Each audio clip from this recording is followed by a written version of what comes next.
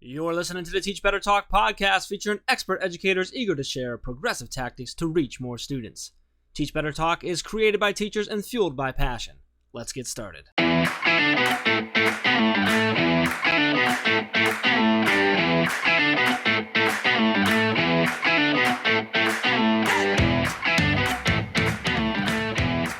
Hey everyone, welcome to episode 171 of Teach Better Talk. My name is Ray Heward, and as always, I am with my mediocre co-host, Jeff Gargis.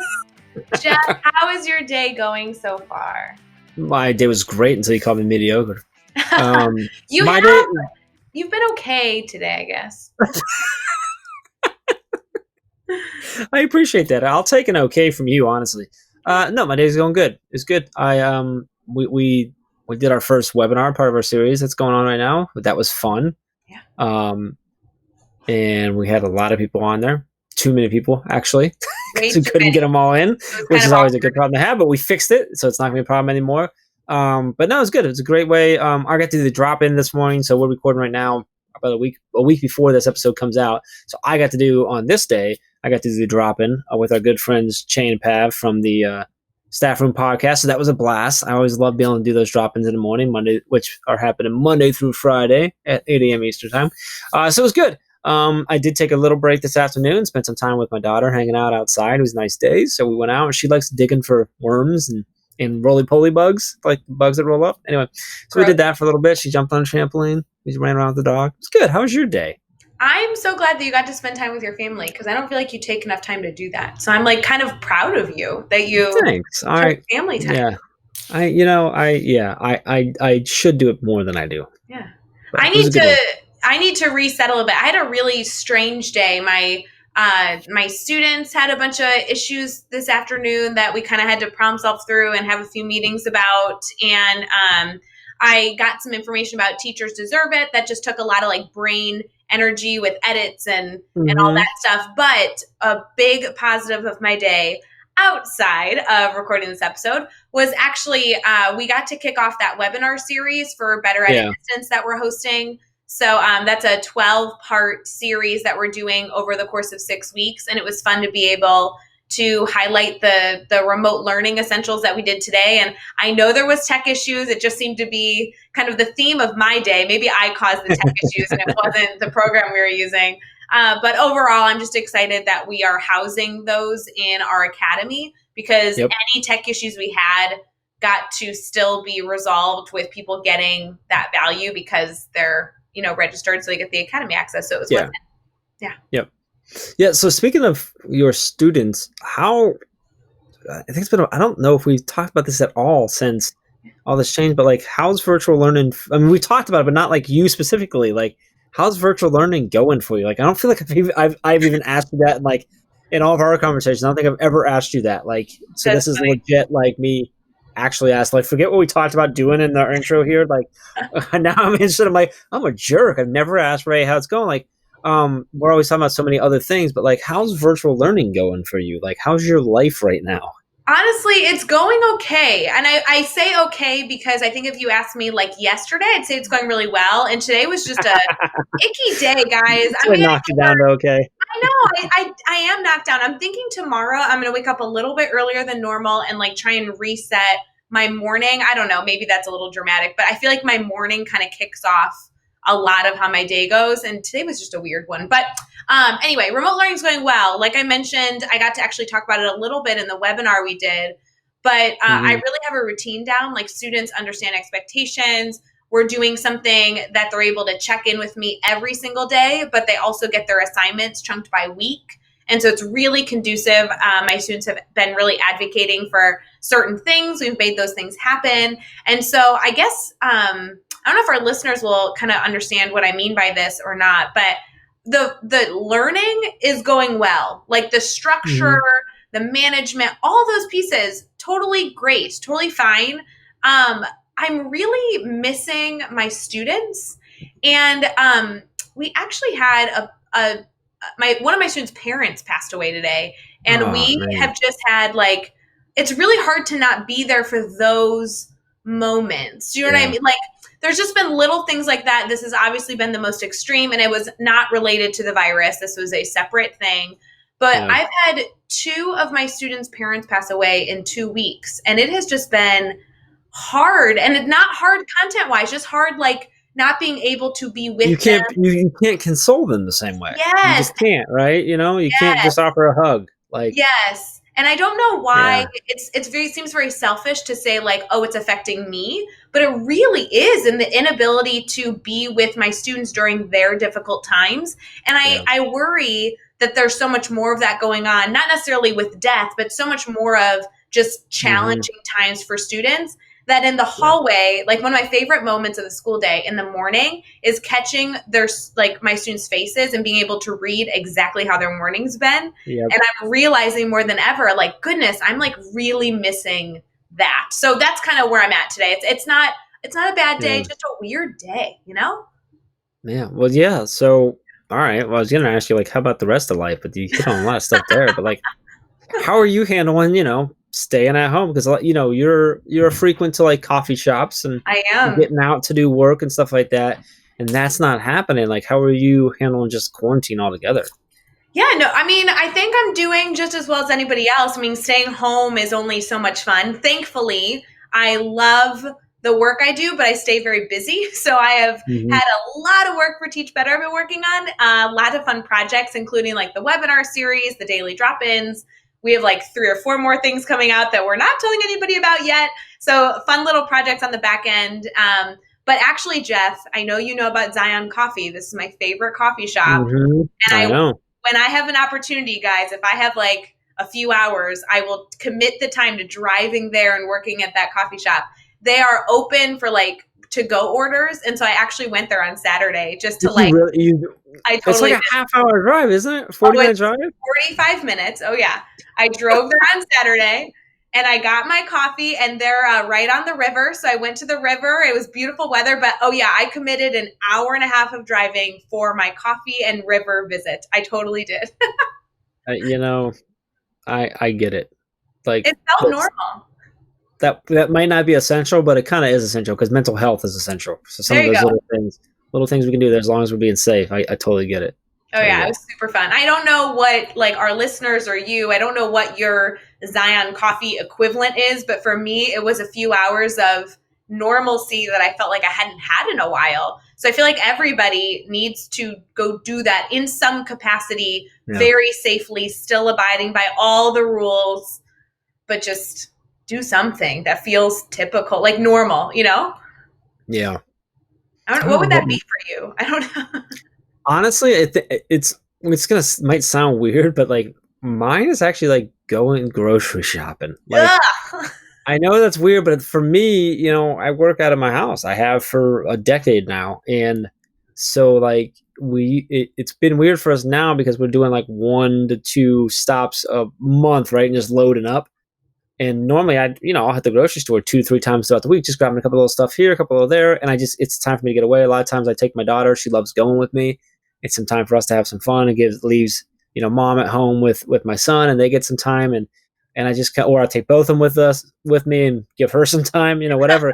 Or like, just going walking around, we love like going, stopping at Target, grabbing a coffee, at Starbucks and walking around Target sometimes we don't even buy anything.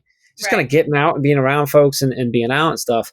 And I also, we've talked several times, I've been working, at home and for myself for a long time. So like, I'm pretty good at that, but I've also been I've gotten very good at knowing when I need to leave. So like when I can wake up in the morning and be like, okay, today's the day I have to go. I got to go work somewhere else. Like I'm going to be distracted. So I normally go to like a Panera, a coffee shop, or, a Starbucks or whatever.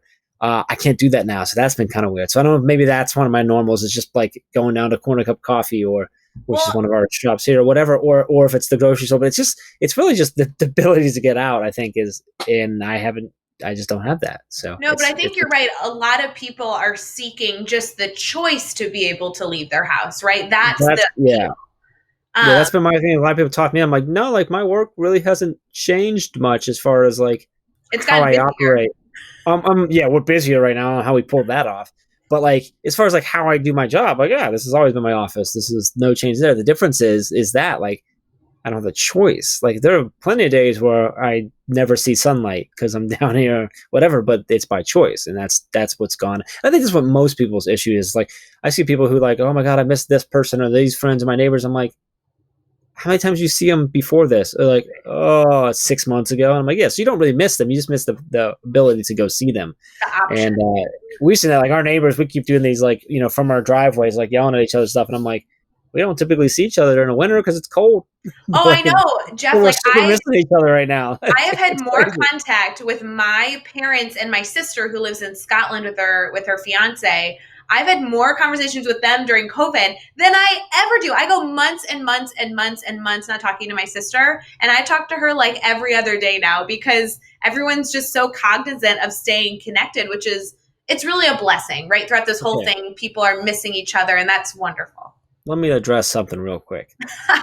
I had just a brief text message conversation with your sister via your mom. Like she didn't realize that it was me talking to her. She thought she was talking to your mom. And your sister is cool. Like you should be talking to her much more often than you are. That's not okay. How do you know my sister? She's in Scotland with Mike. What do you do? I just said that. Like she was texting your mom. And, yes. Oh yeah. And I was telling your mom what to say back, and we were having a good old time. And she was, I could just tell from the response, like, she's cool. Like, you should be talking to her more because maybe you'd be more cool. I don't know. I appreciate that. Yes, this was when we were all together, and it was a mistake that I let you meet my mother. And that was. Yes, because your mom's like the coolest. But can we give a shout out? My sister and my future brother-in-law did just order #Team Ray shirts, which is really what I thought you were going to go into with this story, is that we are now shipping our #Team Ray shirts to Scotland because we have such great, fans. I may or may not have canceled the order. I'm just saying. Whoops. No, yeah, super cool. Yeah, kind of nice to see him going to Scotland. There was another out of country order. It was just for one of our regular shirts. I can't remember where it was going or who it was. So it wasn't a Team Jeff shirt? Just checking. It wasn't a Team Jeff shirt.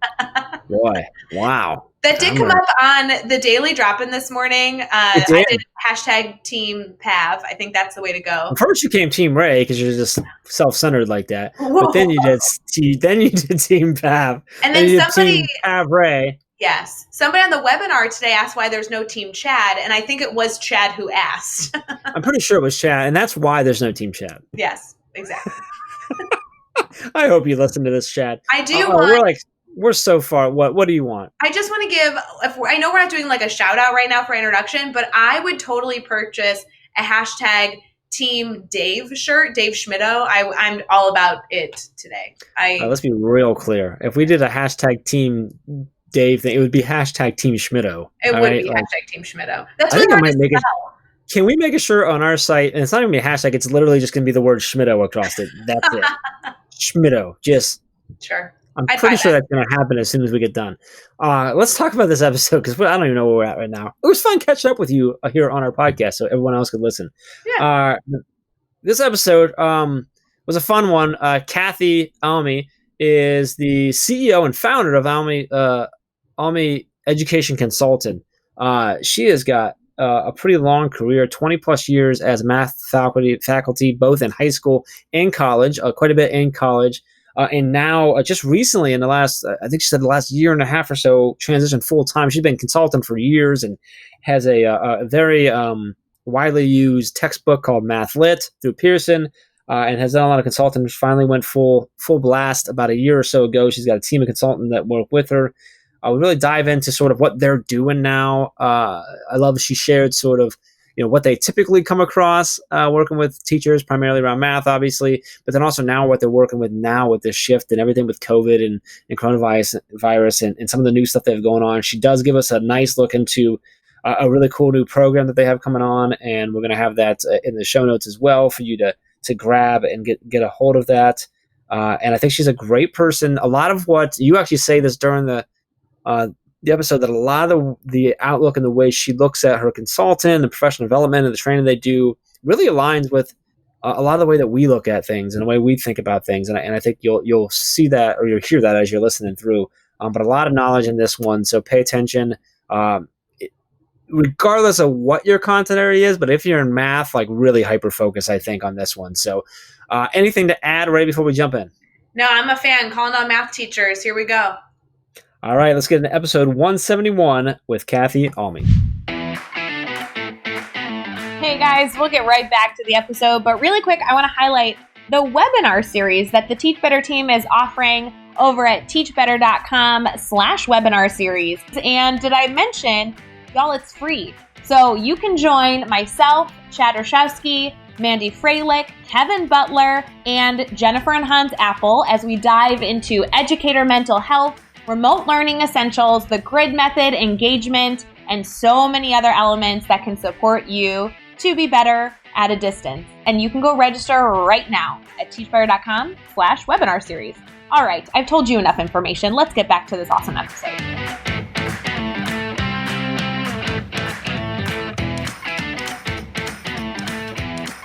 All right, we are here. We are chatting with Kathleen Almy. And Kathy, it's great to have you on the podcast. Super excited to get you on here and chat with you, learn a little bit about you, find out what you got going on right now, and just kind of dive into your brain a little bit. But before we get too much into things, I just want to ask you, how you feeling right now?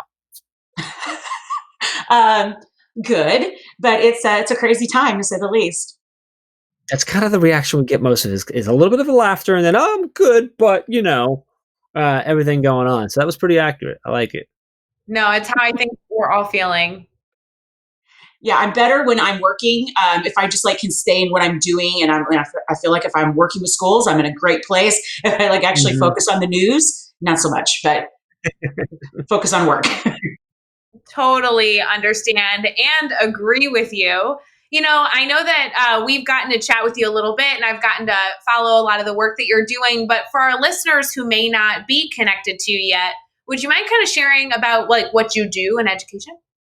So my background was I was a math teacher and a math professor for over 20 years, mostly at the college level, but I also taught high school math some.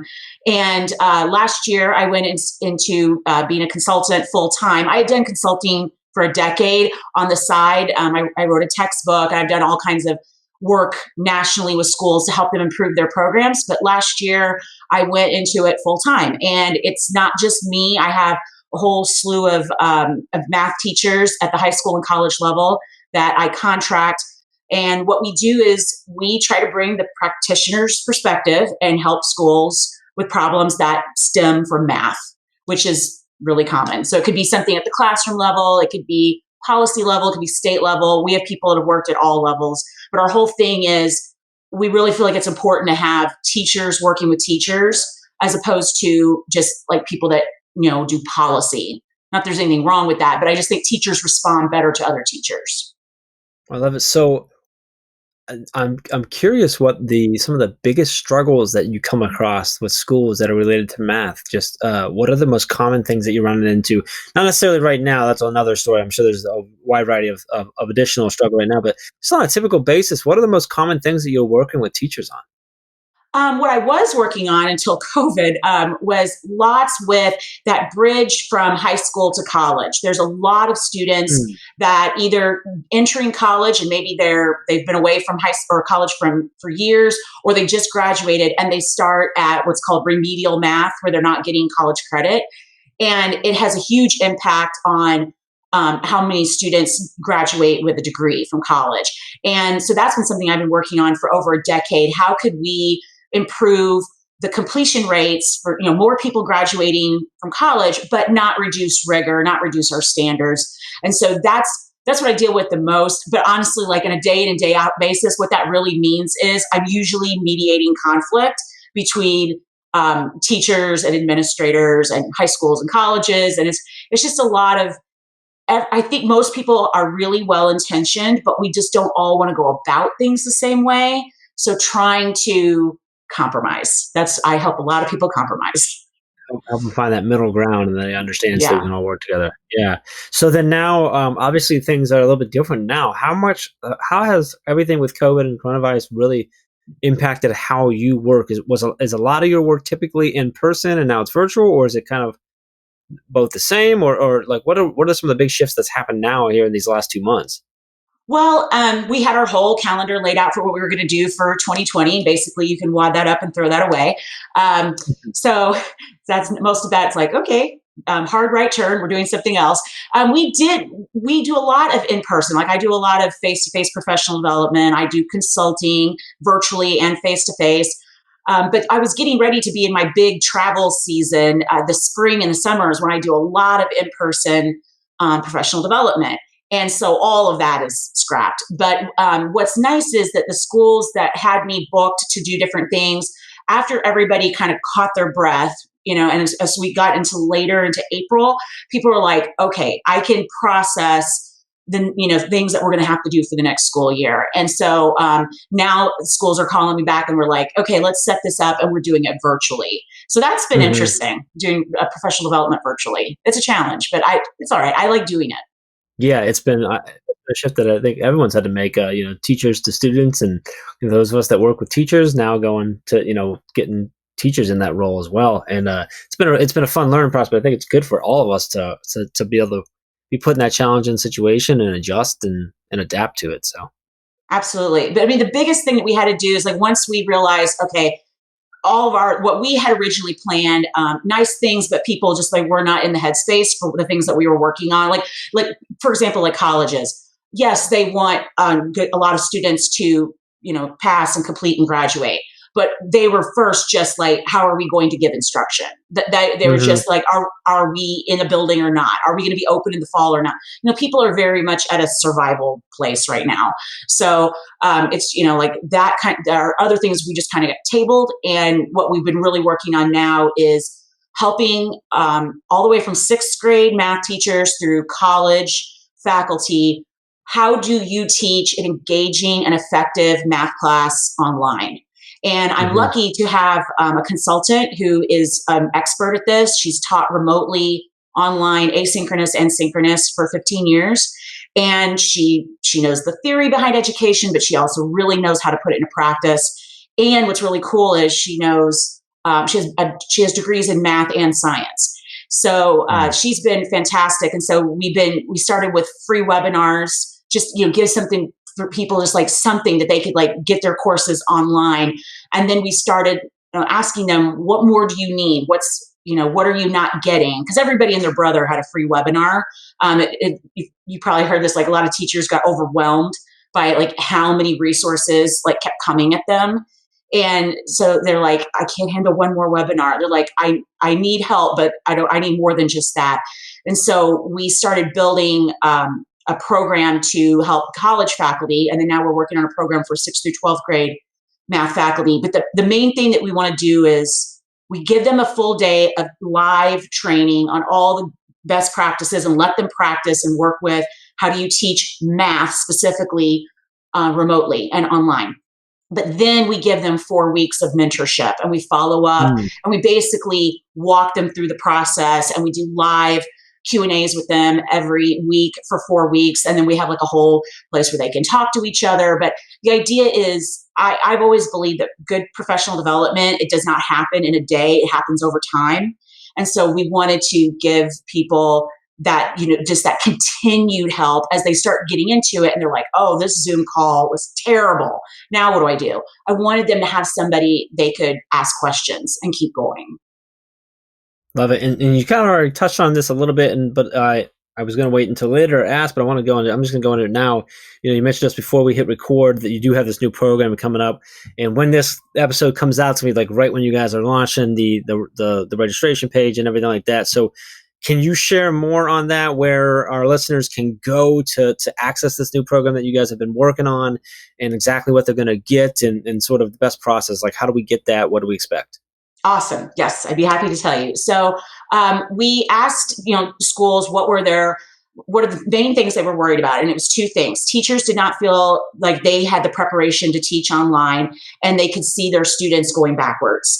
And they were worried about their kids that they're already going to go backwards somewhat, 3 months off in the summer, but then you add all this time in the spring, and for some kids it's 5 to 6 months that they'll go without having what they're used to in terms of face-to-face instruction. And not to say that online instruction can't be great, but they were getting instruction from teachers who, a lot of them felt like first-year teachers. They're just like, I don't know how to do this yet. I'm not an expert at this yet. So we we created a program called ONRAMP, which is Online Remote Math Partnership. So nice little acronym to remember it.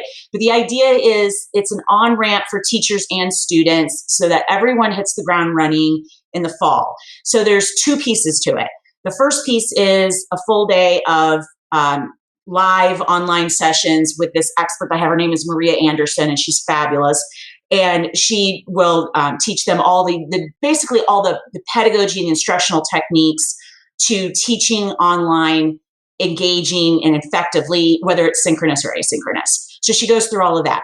But then what happens is what we want them to do is we're going to give them a curriculum that we have curated and put together that hits like the biggest ideas of a particular course. So we have 6th grade math, 7th grade, 8th grade, all the way up through I think we've got through pre-calculus. And the idea is, let's say a teacher right now is teaching Algebra 1. They can sign up for the Algebra 1 curriculum, and they will go through the workshop with Maria, and then they will get access to this curriculum. And what we would ideally want them to do is they round up kids at their own school who are in that grade or in that course that need a little bit more help, so that it's something that they know their kids, they have relationships with their kids, and they know who is struggling and who's not. So they get a class or however many students they want together, and basically they're going to offer them a summer math camp. So this ONRAMP will be their summer math camp that will be virtual. But the idea is over the 4 weeks, instead of just mentorship, because they're absolutely going to get mentorship, they're going to get additional lessons every week live. So we're going to continue teaching them more things about teaching remotely. So they're going to learn more about Desmos and more about using, a lot of them have heard of Desmos, but they don't know how to use it necessarily in the most effective way. So one of the people that I hired, he's actually a Desmos trainer. And so he's going to, we're going to have every week where they have something that they learn more about that. They're going to get mentorship every week. They're going to have certain things they do with their students every week, be it a Kahoot or a paper activity. We want to have all different kinds because we don't want them to feel like everything has to be live and flashy. Sometimes things are on a PDF. A lot of times they're not, but sometimes they are. And we want to show them all these different really good instructional tools, but it gets overwhelming looking at them. So what we want to do is show it to them, like slowly drip that content out to them. And as they're practicing, they're actually practicing with actual students and helping them get up to speed on concepts that they may not have gotten that year. So it's a twofer. The instructor is learning, and then the students are also getting help with some content. But the idea of all this is it's supposed to be fun. It's not supposed to be like, okay, just all those things that we didn't get through or weren't great this past year. It's like what we decided, because I've just hired teachers. And like, what do you think would be the best in the summer? And they said, let's pick like 4 to 8 really good, big ideas from each course and focus on really awesome, active, engaging activities to do with kids for 4 weeks. Now, not to say that the school can't modify this. They can do a longer camp, a shorter camp, whatever they want. But we are providing them tools, and then they can use them however they like. And what's cool about this is the CARES Act funding provides money for things specifically like this. So schools don't necessarily have to dip into funds that they have to pay for the teacher's tuition, but they have some flexibility. But CARES Act funding lets you, work more on getting your teachers trained. So they're going to get a lot for their tuition. It's a lot less than the cost of a graduate class, and they're going to get their own teaching, their own practice, and they get 18 PD hours. They get a curriculum, and they get a certificate at the end for online teaching. So, and where are we going to be able to find that? You guys have the link yet for that? Or we'll include it in the show notes either way, but I don't know if you have that right now. Or we don't have the link yet, okay. But I'm pretty sure it's going to be courses.almyeducation.com/onramp. Gotcha. So, okay. And I will give that to you. We'll make sure that that's over in the show notes at teachbetter.com. So if you're listening, that sounds like something you want to check out. Make sure you check the show notes. We'll make sure that that's linked up as the second it's live. So, some of the elements, there are so many pieces that you added on, not only about the support that you are providing right now to educators, but just in your belief system of how professional development work. It so aligns with my mentality and the Teach Better team in general. because you had so many different points where you were touching on that professional development is not a one-time event. You have to have this continuous follow-up, the continuation of discussion so that we can grow, and so many other elements that really, I love to hear educators carry this mentality, because it's not only work that I really believe in, but it also is that work that really sticks versus just being a one-time initiative or something along those lines. So I was so thrilled to hear you kind of go throughout those elements. I do want to know, though, with everything you're doing, you've done so much in education, you're continuously building even more support. What's kind of keeping you excited about education right now and everything that you're doing? Well, once I got past the initial shock, like everyone else did, about COVID, because it did absolutely affect my business. We did have a plan for 2020. We were on pace and things were going really well. My business has really been growing and we're getting more exposure. And we have a lot of exposure in Illinois because I led a state level initiative there. But we've been working on our exposure nationally. And that was great, but it just it changed everything, within just a few days for everyone. So we really had to okay, it seemed at first like a really bad thing. And I got really sad when people say education is never going to be the same. But I've always been about how can we improve it for kids, for teachers, for administrators. I just want students to have as good of experience in math as possible. And I want the teachers to enjoy it too. And I was like, you know what? This is going to give us an opportunity to change more so than we probably ever have than in all of our lifetimes. And I guess one of the things that I saw in this, that I saw a lot of potential, is the initiative that I led in Illinois. We made massive changes. The reason we were able to do it was because we had a law. And unfortunately, because I'm not usually one that's like, let's get another law, but unfortunately in education, you're not just going to get everybody to do something because it's the right thing or because, they all buy in and believe it. Sometimes you do have to have, something where you have to make people do it. I don't like to go that route. I'd rather get buy-in, but sometimes you do have to have those things. And not that anybody would wish coronavirus on anyone, but I like to try to find silver linings. And the thing I think is really cool about it is this has showed us that education can move fast if it has to. We are capable of doing more than we thought. We are capable of changing to other offerings and ways of delivery. I think everybody really just chipped in and how can we make this work? And I think people did a lot more than they ever dreamed possible in such a short period of time, which I thought was awesome. Because I always say that education, we move at a glacial pace to make change. So it was so cool to see boom. I mean, these high schools, everybody, my son's in high school and he's doing PE online. I mean, everybody just moved to remote education, and it's been really hard, but everybody has tried. I think that's what's really cool. So I'm just optimistic because I think one of the cool things is when I work with my consultants, all the people that work for me, we're very much in the mindset of we want this modern quality way of learning math. That is not just drill and kill, but it's really about understanding math. You got your skills, but you can use them. You can actually use math in your job or your life. And what's awesome is now we're in the perfect place where we get to help schools with remote education or whatever they're doing, but we get to throw in, as we're helping them, these new, more modern curricula and techniques. And so that's kind of fun. It's we get to sneak in, the broccoli a little bit, but it's kind of nice. I do think it's a huge opportunity that could be good. It's just going to be super challenging this fall with people trying to figure out how do we do social distancing in schools. I think that's kind of scary right now, but I think we'll figure it out.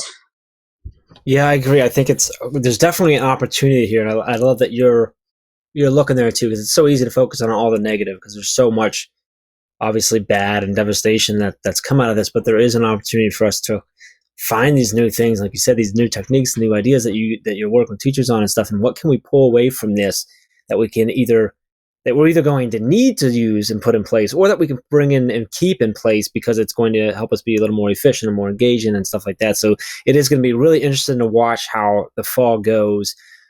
yes, from a how does it look and everything like that stand, but also what do we bring back from what we had to do with this distance learning and virtual, and what is that going to look like now in our classrooms when we do get back to actually in the physical classroom? It's going to be really interesting to see. So what I'm hoping is that it's going to spark some conversations that are already starting to happen, where this has been the coolest thing I've seen, where when everybody started getting worried, especially math teachers, probably more so than any subject, maybe science, that people were cheating on taking online tests. That became a huge fear of everyone. So people started talking about, okay, what's the purpose of assessment? What's the purpose of a test? And people started having those deeper conversations that we need to have. Like, do we really need to hit everything that we're hitting right now in these courses? Could we pare it back a little bit? Could we change the learning experiences? Could we, do less but do it better? And so that to me has been really cool to see. Yeah, that's definitely, like you said, the conversations, everything like that. It's hopefully they continue is what I'm hoping, is that they continue and we really focus on them when we don't have to worry about a lot of the other stuff. We can make some good changes. So that's exciting. It's all exciting stuff. And this is exciting because we're going to do the next 6 questions, but your goal is to answer each one in 15 seconds or less. Are you ready to go? I am. You got this. All right, here we go. What is one EdTech tool you cannot live without? Zoom. That's pretty. Yeah, I think I'm with you on that one right now too. Give us a book you're reading right now. I just finished Do Less by Kate Northrup. Really great book. Who do we need to follow on Twitter or Instagram today? You can do up to 3. It's a tough one. Definitely, if you're in math education, Joe Bowler is amazing. But I will also give a plug to Maria Anderson, the person who does the training for me. Her handle is @busynessgirl. So like busy, like you're a busy bee, but @busynessgirl. And what's really awesome for math teachers is she does a free graph every day. It's called Graphs in the World.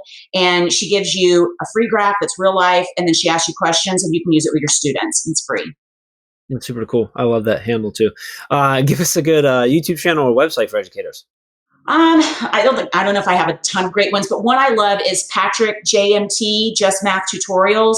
That's his website. And I think he also has a YouTube page that goes with it. I think the main thing I want math teachers to relax about is they do not have to make a video for everything. There are some fantastic videos out there. Focus on connecting with your students on Zoom, not lecturing at them. Give us a daily, weekly, or monthly routine every teacher should get into. You need to reflect. I mean, to get in the habit of looking at what went well, what didn't go well, what do I need to tweak for next time? And it's just this continual improvement process. And then what is the best piece of advice you've ever received? Okay, so the best piece of advice, which was a tough piece of advice to get, was when I was student teaching. And I had a teacher who was very, very hard on me, but it was some of the best advice I ever learned, especially, and it applies to anybody, but definitely math teachers. And she said that math should never be mysterious. And she's like, if you cannot explain why you're doing what you're doing, then you shouldn't be teaching it. And it should not fall from the sky. It should not be mysterious. It should not be a trick.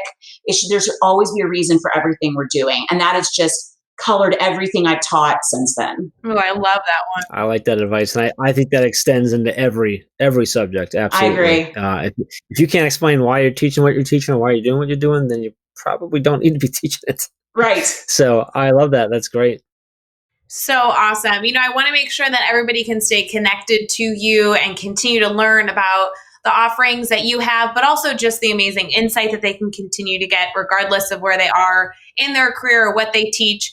Would you mind kind of sharing how people can stay connected? Okay, so we're trying to grow our Twitter, our space or whatever you but it's @Almy_education, and it's ALMY, not the makeup company. There's no extra A. The website is almyeducation.com. Facebook is Almy Education, and same way with YouTube. Our website is definitely where you can get the most information. We're always updating that. We're always adding more offerings, courses. We have some really low cost things, some free things, and we have all price ranges. It's really important to us that price does not become a barrier to schools, because we know that everybody's strapped for cash. So we want teachers to have access to a lot of things and not necessarily be expensive. And then I have a textbook. It's called Math Lit. It's by Pearson. It's used in a lot of high schools with seniors, and it's also used in a lot of colleges with first-year math. And, you can find all the links, all the resources, and everything we talked about in this episode over at teachbetter.com, as well as really important links for connecting with Kathy and the team over there and making sure that you get your hands on the OnRamp program when it launches here. So make sure you check out everything over in the show notes at teachbetter.com for all of that. Be sure to hit subscribe so you don't miss any upcoming episodes. And if you can give us a rating and review, we'd really appreciate that as well. Let's keep taking this just one step further. Think of just 3 of your colleagues who need to hear these amazing stories and connect with these amazing educators and share this podcast with them. Kathy, this was awesome. Really appreciate you coming on, sharing so much with us about what you're doing and the things that you're trying to bring to teachers and the great work that you're doing and the way you've adjusted to help them in these crazy, crazy times that we're living in. Really appreciate you spending some time with us, having some fun with us, and just sharing a little bit of your knowledge with us. Thank you.